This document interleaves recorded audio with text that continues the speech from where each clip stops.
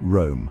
The year is 897 AD. The ancient city, once the heart of a vast and seemingly eternal empire, now finds itself shrouded in a different kind of darkness, one that emanates from within its most sacred halls.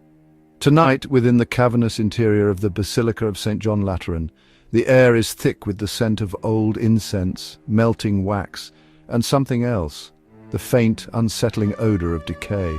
Torches flicker against the cold stone walls, their dancing flames casting long, distorted shadows that writhe and twist like tormented spirits. Outside, a storm gathers strength, its low, distant rumble a fitting prelude to the grotesque theatre about to unfold within this house of God. The atmosphere is not one of reverence, but of suffocating dread. At the heart of this sacred space, where generations of faithful have sought solace and salvation, a truly macabre spectacle has been arranged. Seated upright upon a gilded papal throne is a figure that mocks the very notion of life and authority. It is the corpse of Pope Formosus, dead for 9 long months, his body exhumed from its final resting place for this singular, unholy purpose. His skeletal frame is grotesquely dressed in the opulent vestments of the papacy. Silken robes embroidered with gold thread, a mitre perched precariously on his skull. From the richly decorated sleeves, his desiccated leathery hands emerge, their stillness a stark contrast to the living, breathing terror that fills the room. The corpse's hollow eye sockets stare out from a face withered by time, and the grave, a silent, vacant gaze fixed upon an eternity it has already entered. The flickering candlelight plays across his sunken features, creating an illusion of movement as if the dead pontiff might at any moment stir from his ghastly repose. The scene is a waking nightmare, a perversion of faith and reason that defies all comprehension. The highest authority in Christendom has been reduced to a puppet in a morbid play, his earthly remains desecrated to serve the ambitions and hatreds of the living. This is not a ceremony of remembrance, it is an act of profound and calculated violation. Every detail of this scene has been meticulously orchestrated to inspire fear and subservience. The cold grandeur of the basilica, the solemnity of the papal vestments, and the very presence of the dead pope on his throne are all meant to convey a message of absolute power. It is a power that transcends even the finality of death, a power that claims the authority to reach into the grave and drag a soul back for judgment. The few clergy and nobles who have been summoned to witness this event stand in stunned silence, their faces pale in the torchlight, their eyes wide with a mixture of horror and disbelief. They are not merely observers. They are participants in a blasphemy that will stain the annals of the Church forever. Into this charged and terrifying silence strides a figure of living, breathing fury. He is Pope Stephen VI, the successor to the man whose corpse now occupies the throne of judgment.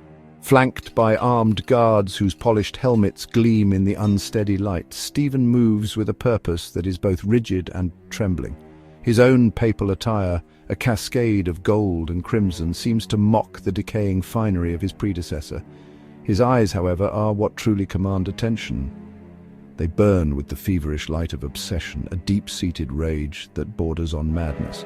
He is the architect of this entire affair, the driving force behind this unprecedented trial of the dead. The assembled clergy watch his approach with a palpable sense of anxiety. Their faces are a mixture of fear, confusion, and shame. They are bishops, cardinals, and priests, men of God sworn to uphold the sanctity of their faith, yet they stand as silent accomplices to its defilement. Among them, a young deacon has been singled out for a particularly cruel role. Sweat beads on his brow and trickles down his pale face. He has been commanded by Stephen to act as the legal counsel for the deceased, to speak for the corpse, to offer a defense for a man who can no longer utter a single word. His task is not just impossible, it is a terrifying mockery of justice, and his trembling form is a testament to the horror of his position. This is not a metaphor, this is not some dark fictional tale spun to entertain or horrify. This is the Cadaver Synod, a real and documented event that stands as one of the most bizarre and gruesome episodes in the history of the papacy. Pope Stephen VI, driven by a complex web of political allegiance and personal vengeance, has ordered the exhumation of Formosus to put him on trial for crimes allegedly committed during his pontificate. The accused is a skeleton, the defense attorney is a terrified subordinate, and the judge is the very man who orchestrated the prosecution. It is a show trial in its most literal and grotesque form, a spectacle designed to settle a political score. The motivation behind this unholy proceeding is far darker than a simple quest for justice. It is rooted in the treacherous and shifting political landscape of 9th century Italy, where the papacy was a prize fought over by rival aristocratic factions. Formosus had made powerful enemies during his reign, and Stephen VI was a puppet of one such faction, the powerful House of Spoleto. They felt betrayed by Formosus, and now, through Stephen, they sought a form of retribution that would not only disgrace the memory of the dead pope, but also invalidate all of his official acts. This was not about canon law, it was about power, pure and simple. The formal proceedings begin with the unrolling of a long parchment scroll. A cardinal, his voice echoing unnaturally in the vast, silent basilica, begins to read the charges aloud. The words hang in the air, heavy with accusation. "Perjury!" he intones, accusing Formosus of having broken sacred oaths. Coveting the papacy, he continues, suggesting a lust for power that violated the principles of the Church. Serving illegally as Bishop of 2 Sees, he concludes, citing a breach of canon law. Each charge is a carefully crafted legalistic dagger aimed at the legacy of the silent figure on the throne. The dead pope, of course, says nothing in his own defense. Pope Stephen VI, however, is far from silent. He cannot contain the venom that has been brewing within him. He shouts at the corpse, his voice raw with rage, demanding answers to questions that can never be answered. He points an accusatory finger at the withered face, his own features contorting into a mask of pure hatred. The onlookers, a captive audience to this display of madness, can only watch in horrified fascination. They whisper amongst themselves, their hushed words a mixture of fear and condemnation.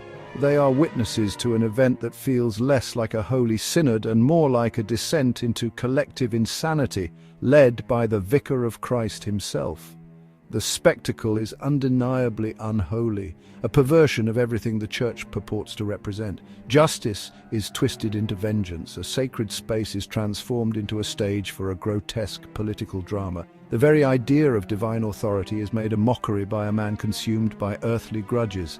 The Cadaver Synod was not an act of faith, but an act of raw, brutal power, a gruesome display designed to terrorize Stephen's rivals and consolidate his own fragile hold on the papal throne.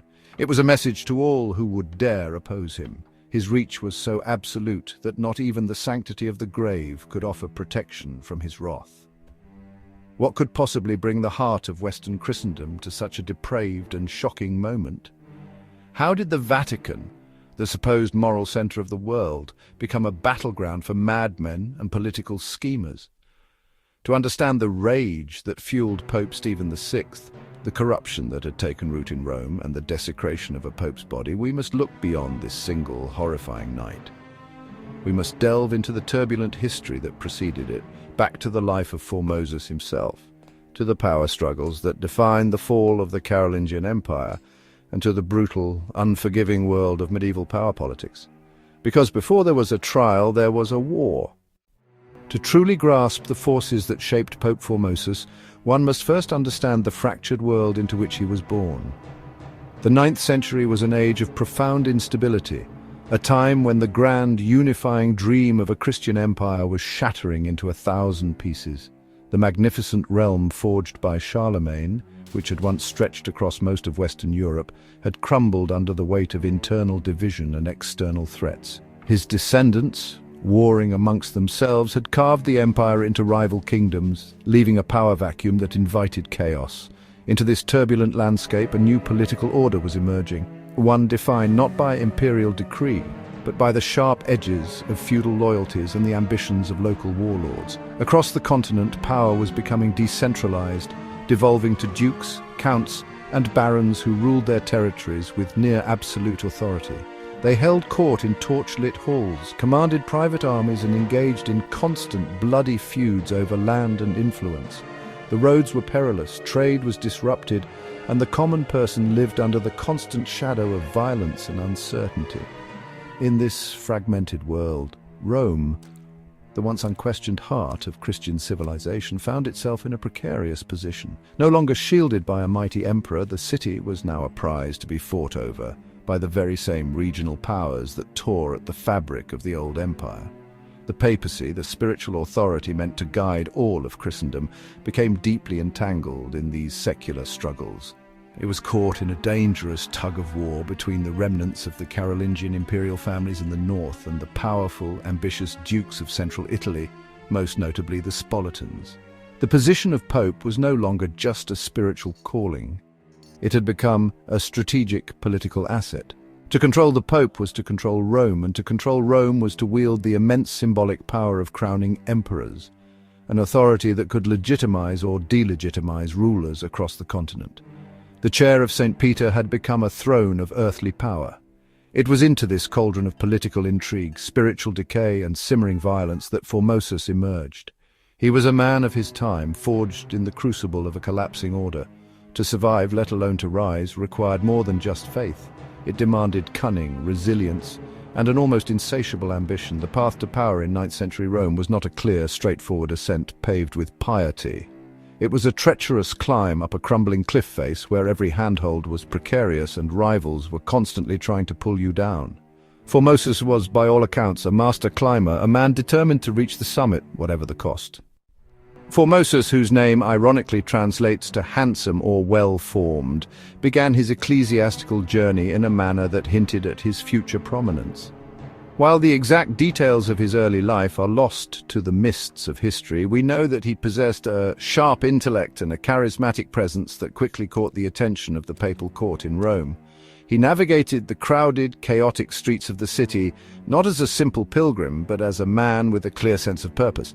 His talents did not go unnoticed for long. In a pivotal moment in his early career, he knelt before the reigning pope and was granted one of the most prestigious and influential positions in the Papal States, the bishopric of Ostia.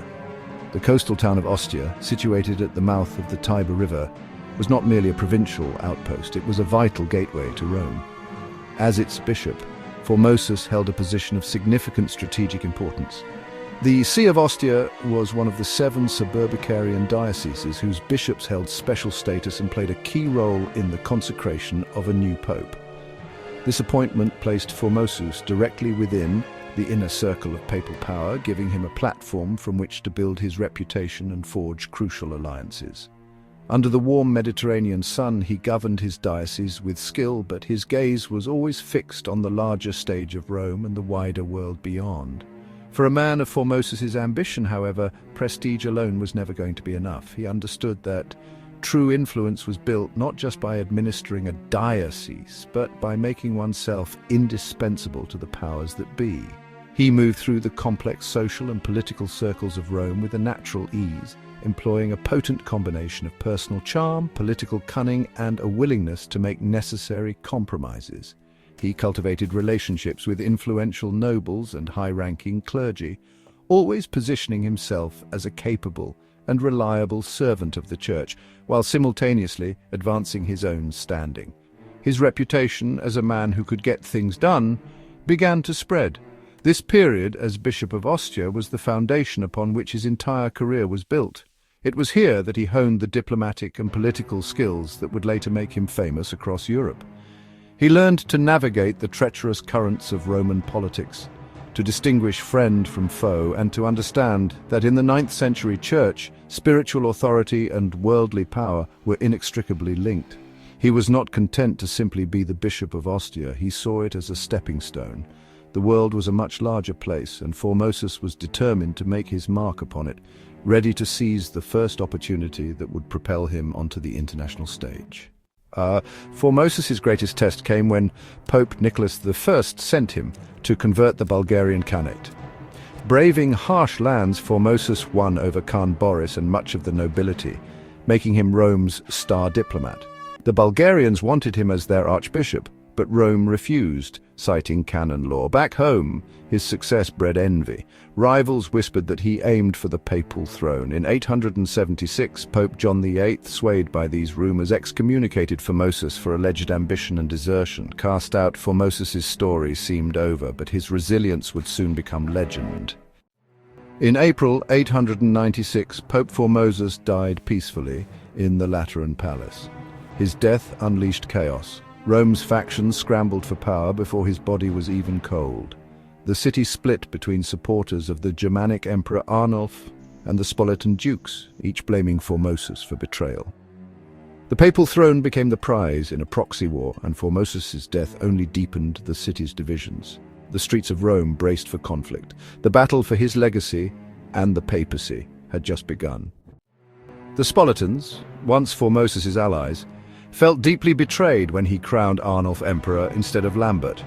Humiliated, the Spolitan faction in Rome seethed with anger. When Arnulf suffered a stroke and Formosus died, the Spolitans saw their chance for revenge. The papacy was the ultimate prize, and Formosus's supporters were now vulnerable.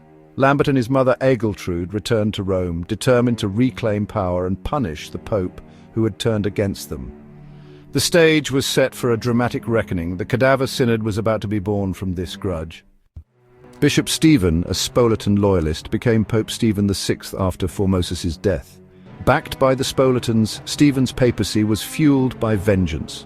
Rome was a city of conspiracies, and Stephen's mission was clear: destroy Formosus's legacy. He and his allies drafted charges: perjury, ambition, and illegal transfer between bishoprics, designed to erase Formosus from history. But a simple condemnation wasn't enough. They planned a spectacle that would shock the world. The trial of a corpse was about to begin. In January 897, Pope Stephen VI ordered Formosus's corpse exhumed from St. Peter's crypt. Guards dressed the decayed body in papal vestments and propped it on a throne in the basilica. The dead pope, now a grotesque defendant, faced a court of clergy and nobles. The air was thick with horror as the living judged the dead. Never before had Rome witnessed such a spectacle. The Cadaver Synod was underway. The world watched aghast as history's most macabre trial began. In January of 897, Pope Stephen VI officially convened the ecclesiastical court that would forever be known as the Synodus Horrenda, or the Cadaver Synod. The great hall of the Basilica of St. John Lateran, which was usually a place of prayer and solemnity, was, well, transformed into a grotesque theatre. Rows of cardinals, bishops, and Roman nobles stood stiffly, their faces pale masks of apprehension and disbelief.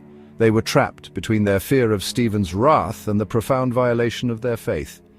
At one end of the hall sat the accuser, Pope Stephen VI, his face a contortion of fury. At the other, on a throne of his own, sat the accused, the silent, slumped corpse of Formosus. To maintain a veneer of legal legitimacy, Stephen had arranged for the dead pope to have legal counsel. This cruel and impossible task fell to a young deacon chosen for his lowly rank and inability to refuse. He was ordered to stand beside the corpse's throne and speak on its behalf. Trembling visibly, the deacon was expected to provide answers to the charges leveled by the furious living pope. The proceedings began, with Stephen himself acting as the chief prosecutor, shouting questions directly at the inanimate body. "Why did you, in your ambition, usurp the universal Roman see?" he reportedly screamed, his voice echoing through the cavernous space while the corpse offered only its grim, eternal silence. The charges read out by a cardinal were a litany of Formosus's alleged crimes, rooted in the political grievances of the Spolitan faction. He was accused of perjury for breaking oaths, of illegally coveting the papacy, and, most significantly, of violating canon law by transferring from his post as Bishop of Portus to become Bishop of Rome. This last charge was the legal linchpin of the entire trial. If found guilty, it would mean Formosus had never been a legitimate pope, rendering all of his acts, ordinations, and decrees null and void. This was never a trial about theology or justice. It was, in truth, a meticulously planned political assassination aimed at erasing a rival's legacy from the pages of history. The deacon, forced into his role as the voice of the dead, could do little more than offer meek, pre-scripted denials. When Stephen hurled an accusation at the corpse, the terrified deacon would reply with a weak, formulaic response, supposedly channeling the dead man's defense. The entire event descended into a surreal and terrifying farce. Witnesses later described Stephen as being possessed by a manic rage, ranting and gesticulating at the lifeless body, as if locked in a genuine debate. The spectacle became too much for some of the attendees. One cardinal, overcome with shame and horror, was said to have fled the basilica in tears, unable to bear witness to the madness any longer. The outcome of this macabre trial was never in doubt. The proceedings were a mere formality, a public performance designed to give the illusion of justice to an act of pure vengeance. After the charges were read and the pathetic, coerced defense was given, the synod moved swiftly to its foregone conclusion. A grim-faced cardinal, acting on the explicit orders of Pope Stephen VI, rose to deliver the verdict. Pope Formosus, 9 months in his grave, was found guilty on all counts. His papacy was retroactively declared illegitimate, and all of his official acts, including the ordinations of priests and bishops he had performed, were pronounced null and void. But the verdict alone was not enough to satisfy Stephen's deep-seated hatred. The sentence demanded a physical act of desecration, a symbolic mutilation that would serve as a chilling warning to his enemies. Papal guards approached the throne and, with a brutal lack of ceremony, began to tear the sacred vestments from Formosus's corpse. The fine silk and gold thread ripped as they pulled it from the brittle limbs. Then came the most gruesome act of all. With a small, sharp knife, a guard severed the 3 fingers on the right hand of the corpse. The thumb, index, and middle finger, the very digits used to give the apostolic blessing. The desecration was methodical and horrific. The severed fingers, symbols of papal authority, were taken away to be burned. The rest of the mutilated corpse, now stripped of its holy garments and reduced to a naked, violated thing, was no longer considered worthy of its place on the throne. The guards dragged the body unceremoniously across the cold stone floor of the basilica, a final act of humiliation performed in front of the horrified but silent clergy. The man who had once been the vicar of Christ, celebrated diplomat, and head of the Western Church was now treated as nothing more than the carcass of a common criminal. The body was then hauled out of the basilica and thrown into a pauper's grave in a common cemetery, a place for the destitute and the excommunicated. It was an attempt to symbolically cast him out of the community of the faithful, even in death. Yet even this was not the end of the corpse's ordeal. The rage that fueled Stephen VI was insatiable. Within days, his obsession festered, and he came to believe that even a commoner's grave was too dignified for his predecessor. He ordered the body to be exhumed once more, this time for a final, irreversible disposal, an act meant to erase Formosus from history itself. The Cadaver Synod was an act of political theatre designed to consolidate Pope Stephen VI's power and terrify his opposition into submission. It was meant to be the final, triumphant scene in the Spolitan faction's revenge against their deceased enemy. However, the grotesque spectacle backfired spectacularly. Instead of cementing his authority, the trial unchained a wave of fury that Stephen could not control. News of the event spread through the winding streets and crowded piazzas of Rome, not as a tale of righteous judgment, but as a story of sacrilege and madness. The Roman people, long accustomed to the cynical power plays of their aristocratic leaders, saw this as a profound and unforgivable transgression. It was an act that had crossed a sacred line. The public revulsion was palpable and swift. What began as hushed whispers in taverns and marketplaces soon erupted into open outrage. Mobs began to gather, their anger fueled by genuine piety and deep-seated resentment toward the ruling elite. The walls of basilicas, once sacred surfaces, were scrawled with angry graffiti denouncing Stephen as a tyrant and a heretic. Church doors that had been open to all were slammed shut in protest, a symbolic rejection of the man who now occupied the papal throne. The very city that Stephen sought to command was turning against him, its people viewing him not as a holy father, but as a monster who had waged war on the dead. This popular uprising was mirrored within the hallowed halls of the Vatican itself. The clergy, who had stood in silent, terrified witness to the synod, now found their voices. The fear that had kept them compliant began to curdle into a potent combination of shame and defiance. In the candle-lit corridors of the Lateran Palace and in the private chapels of the city's monasteries, secret meetings were held.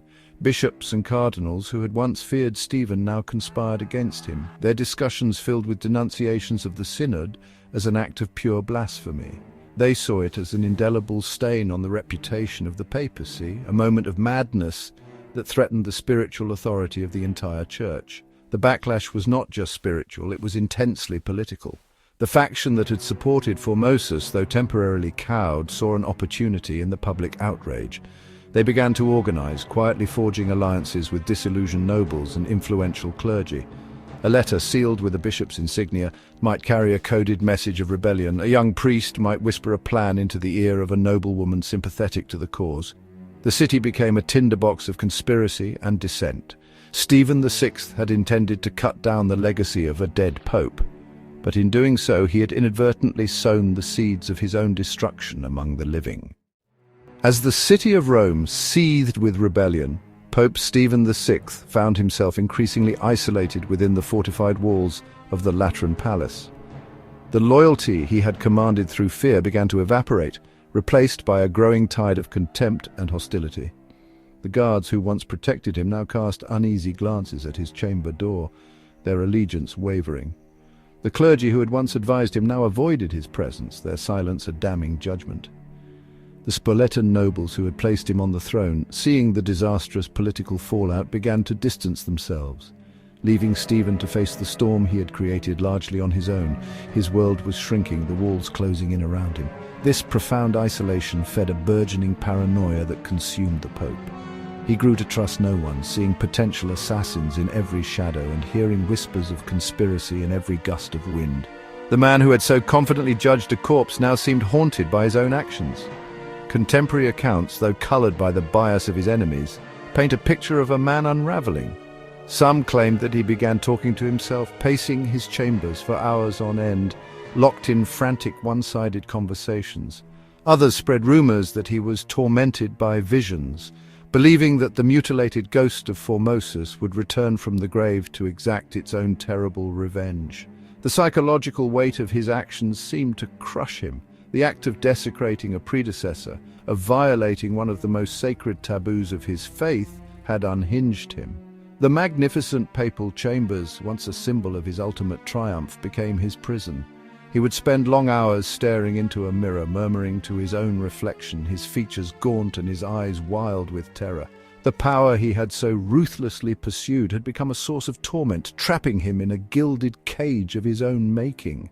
The man who had sought to control history was now a prisoner of his own infamous deed, a lonely figure descending into madness. While Stephen wrestled with his inner demons, the forces arrayed against him were swiftly moving to a conclusion.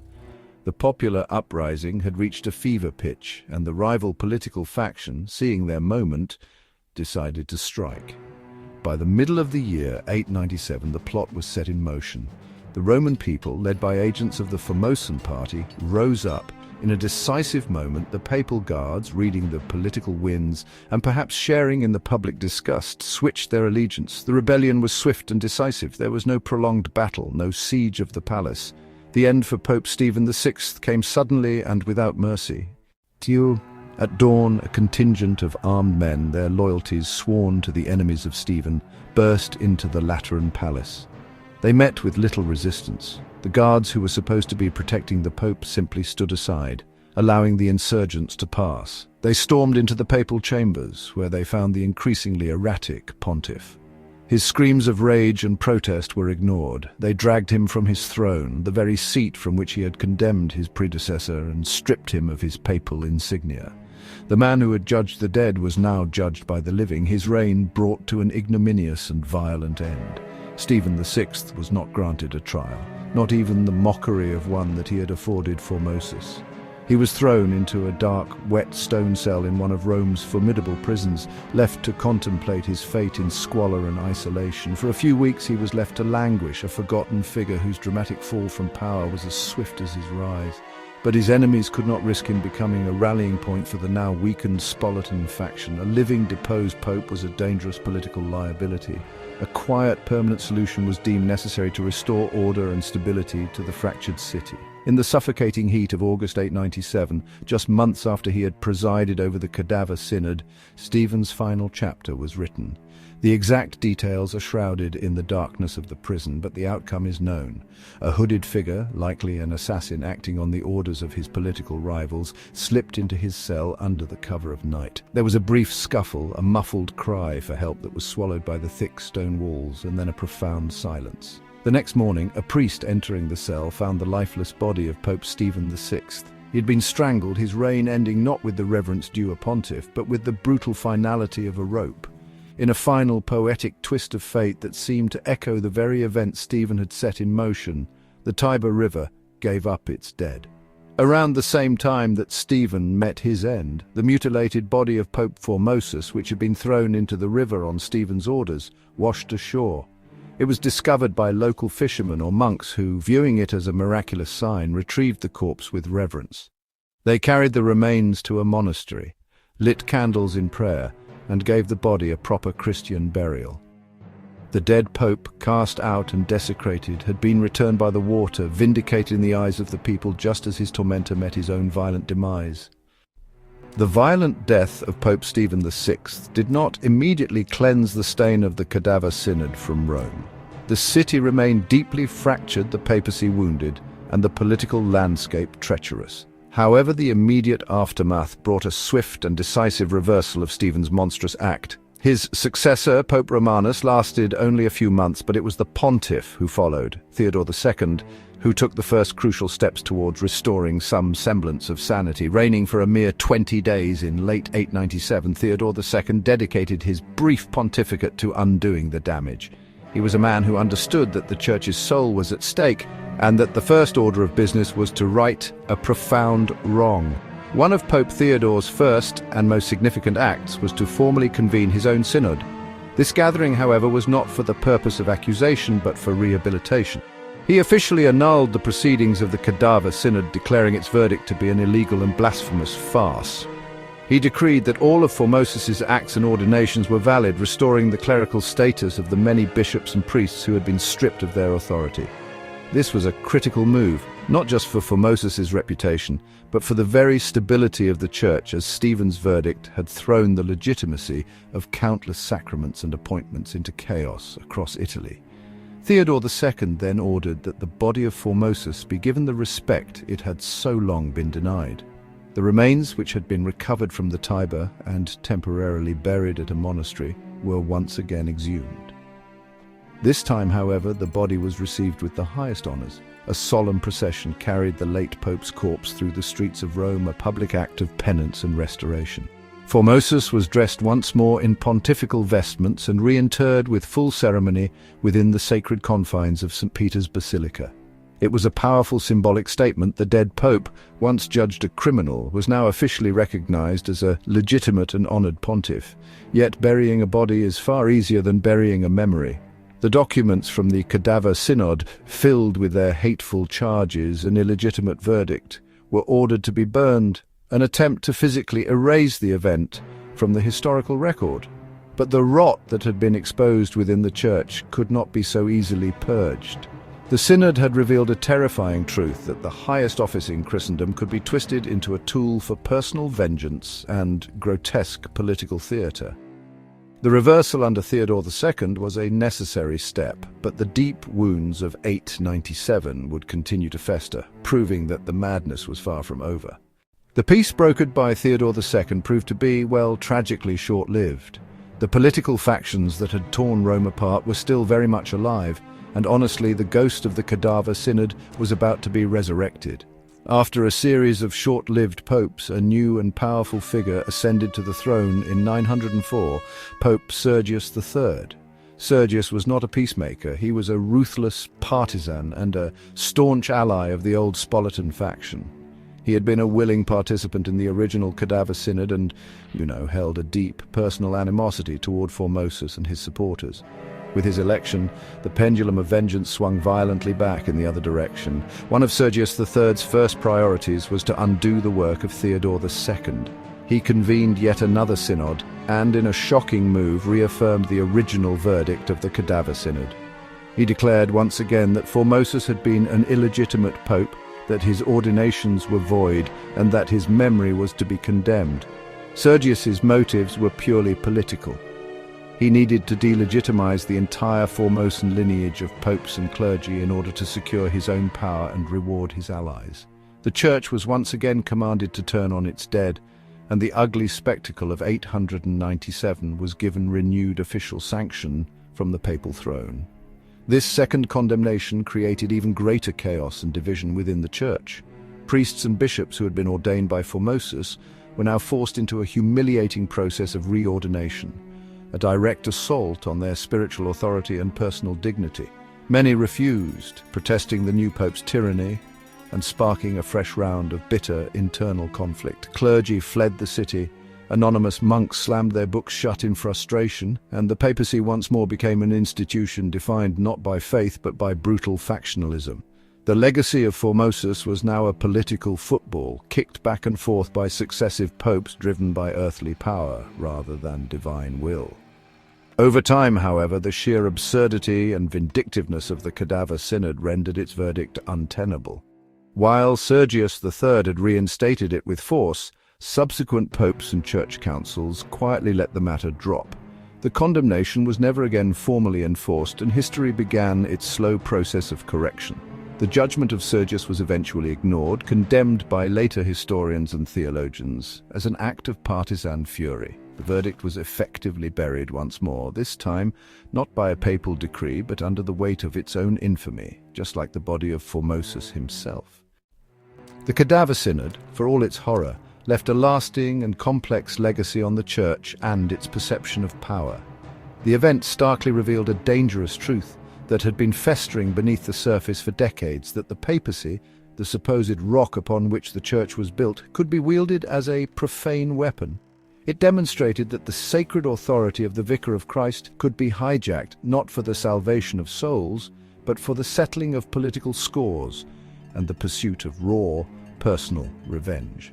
This brutal exposure of the papacy's vulnerability sent shockwaves through Christendom that would echo for centuries.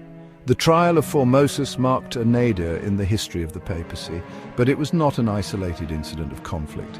It became a dark symbol of an era known as the Saeculum Obscurum, or the Dark Age of the papacy, a period when the throne was controlled by corrupt aristocratic families. The memory of the synod served as a grim reminder of how far the institution could fall. It would not be the last time the Church would war with itself, nor the last time popes would clash with kings, emperors and councils. But the sheer visceral horror of putting a corpse on trial set a benchmark for sacrilege that, thankfully, was never repeated. In the immediate aftermath, the Church took one crucial legal step to prevent such a macabre event from ever happening again. A later synod, held in 898 under Pope John IX, not only reaffirmed the invalidity of Stephen's trial, but also passed a canon law explicitly forbidding the trial of any person after their death. A person's final judgment, the Church decreed, belonged to God alone. While political popes would continue to excommunicate their living rivals, the grave was now, by law, off limits. The ghost of Formosus had, in its own way, secured a final, lasting protection for all who came after him. Today, the memory of the Cadaver Synod lingers as one of history's most bizarre and unsettling footnotes. A visitor to the magnificent Basilica of St. John Lateran might walk past the very spot where the trial unfolded, entirely unaware of the horror that once filled the hall. Yet the story endures. It has been depicted by artists in twisted Gothic paintings and whispered about by historians for over a millennium. For centuries, the official church in Rome preferred to pretend it never happened, a moment of institutional madness best left in the shadows. But history does not forget, and the ghost of a dead pope on trial remains a powerful and ominous lesson on the corrupting nature of absolute power. The story of the Cadaver Synod does not conclude with the reburial of Formosus or the strangling of Stephen VI. Its true end lies in the long, disquieting shadow it has cast over more than 1,000 years of history. This was more than just a bizarre, isolated incident of medieval brutality. It was a moment of profound revelation, an episode that tore back the sacred veil of the papacy to expose the raw, grasping human ambition beneath. The judgment passed in the Basilica of St. John Lateran in 897 was not merely upon a corpse, but upon the very institution of the papacy itself. It served as a terrifying demonstration that the highest spiritual office in the Christian world could be captured and weaponized by the most profane of human emotions: vengeance. The immediate legacy was one of chaos. The cynical cycle of annulment and reinstatement under subsequent popes like Theodore II and Sergius III only deepened the wounds, turning canon law into a political tool to be wielded by whichever faction held power. The Synod and its aftermath plunged the papacy into a period of profound moral and political decay, rightly remembered as the Saeculum Obscurum, or dark age, the authority of St. Peter's throne was shown to be perilously fragile, dependent not on divine will but on the shifting loyalties of Roman aristocratic families and the strength of their private armies. This degradation of the Church's central authority had far-reaching consequences, eroding faith and inviting centuries of conflict between secular rulers and popes. Over time, however, the judgment of history has been unequivocal. While the Church itself has never issued a formal apology for the actions of Pope Stephen VI, the Synod is universally condemned as a moment of profound institutional shame. Historians, theologians, and even later popes have regarded it as an aberration, a grotesque perversion of justice and faith. The very horror of the event ensured its infamy, making it a cautionary tale passed down through the centuries. In a strange way, Stephen's attempt to erase Formosus from history achieved the opposite. It immortalized him. Formosus is remembered not primarily for his diplomatic successes or his pontificate, but as the silent, enthroned victim of one of history's most macabre trials. The final verdict, therefore, belongs not to any pope, but to the slow, grinding gears of historical memory. The Cadaver Synod stands as a stark lesson on the corrupting nature of absolute power and the dangers of allowing political grievances to masquerade as divine judgment. It is a reminder that institutions, no matter how sacred, are ultimately run by fallible human beings susceptible to pride, hatred, and madness. The trial was meant to destroy one man's legacy, but instead it created an indelible legacy of its own, a permanent stain on the annals of the Church and a timeless warning against the desecration of both the body and the law. What possesses a man to put a corpse on trial? To understand the Cadaver Synod is to gaze into a mirror that reflects the darkest capabilities of the human psyche when intertwined with unchecked power. Pope Stephen VI was not simply a political puppet. He was the protagonist in a B-rank tragedy of his own making, a man consumed by an obsession so profound that it shattered the boundaries of reason and religious law. His rage against Formosus went beyond political necessity. It was personal, visceral, and ultimately self-destructive. The trial was a manifestation of a psychological breakdown, a public spectacle where a man screamed at the spectre of his own insecurities and hatreds, projecting them onto a lifeless body. The Synod holds up a mirror not only to individual madness, but to the collective insanity that can grip a society. The bishops and cardinals who sat in silent complicity, the deacon who was forced to speak for the dead, the guards who carried out the mutilation, all were participants in this theatre of the absurd. Their silence, born of fear, allowed the madness of one to become the shame of all. It illustrates a timeless and terrifying social dynamic, how institutions built on principles of morality and order can be subverted when good people are too intimidated to speak out against a flagrant abuse of power. The event serves as a stark reminder that tyranny requires not only a tyrant, but also the acquiescence of those who know better. Furthermore, the story of Formosus and Stephen offers a profound meditation on the nature of justice and legacy. Stephen sought to control the narrative, to retroactively criminalize his predecessor and thereby legitimize his own rule. He believed that by desecrating the body, he could destroy the man. Yet the opposite occurred. The Tiber River, meant to be Formosus's final unmarked grave, instead gave him back, transforming him into a martyr in the eyes of the Roman people. Stephen, who died by the rope, became the villain of the story, his name forever linked to sacrilege. It is a powerful lesson that true legacy is not something that can be dictated by force. It is forged in the memory of the people and judged by posterity. Ultimately, the Cadaver Synod is more than a historical curiosity. It is a parable. It is a story about how political feuds can curdle into unholy acts, how vengeance can consume reason, and how even the most sacred institutions can be defiled from within. The image of the dead pope on his throne, judged by his successor, is so profoundly disturbing because it resonates with a primal fear. The fear of power so absolute that it respects no final boundary, not even the sanctity of death. It is a mirror reflecting a broken world where faith, law, and human dignity were sacrificed at the altar of a madman's grudge. More than 11 centuries have passed since that dreadful winter day in Rome. Yet a strange and unsettling silence still surrounds the Cadaver Synod. while later popes annulled the verdict and canon law was changed to forbid such a trial from ever happening again. The Catholic Church has never offered a formal, unequivocal condemnation of the event or an apology for the desecration of a pontiff. The Synod exists in a kind of historical limbo, officially reversed but never officially atoned for. This unresolved silence speaks volumes, leaving the ghost of Formosus to perpetually haunt the corridors of the Vatican, a reminder of a past that has been moved on from but never fully reconciled.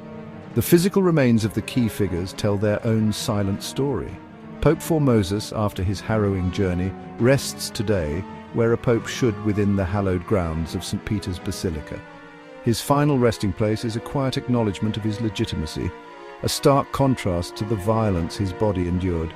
The fate of Stephen VI is unknown. His body, like his legacy, was likely disposed of without honor, lost to the unforgiving churn of history. The contrast between their final resting places serves as a quiet, final judgment. One is remembered as the victim, the other as the perpetrator, their eternal silence speaking more powerfully than any decree. What, then, are we to take from this echo in the shadows? The Cadaver Synod is a story that forces us to confront uncomfortable questions about the nature of power, faith, and human fallibility. It asks what happens when the guardians of morality lose their way, when the quest for earthly power eclipses the pursuit of spiritual grace. The trial of Formosus is a chilling example of how systems designed to uphold order can be twisted to serve chaos, and how the veneer of civilization can be stripped away to reveal a primal brutality lurking just beneath the surface. It is a testament to the fact that no institution is immune to the darkness that can fester within the human heart. In the end, the story endures because of its sheer unforgettable horror. It is a moment when history tipped over into nightmare. The image of the corpse on the throne, silent, robed, and accused, is an indelible symbol of power corrupted and justice inverted. Formosus ruled for 5 years and Stephen for 1, but the judgment rendered in 897 echoes across time, a grotesque masterpiece of political theatre that serves as a permanent warning. It is the story of how, once upon a time, in the very heart of Christendom, the Church put a corpse on trial and in the process risked losing its own soul.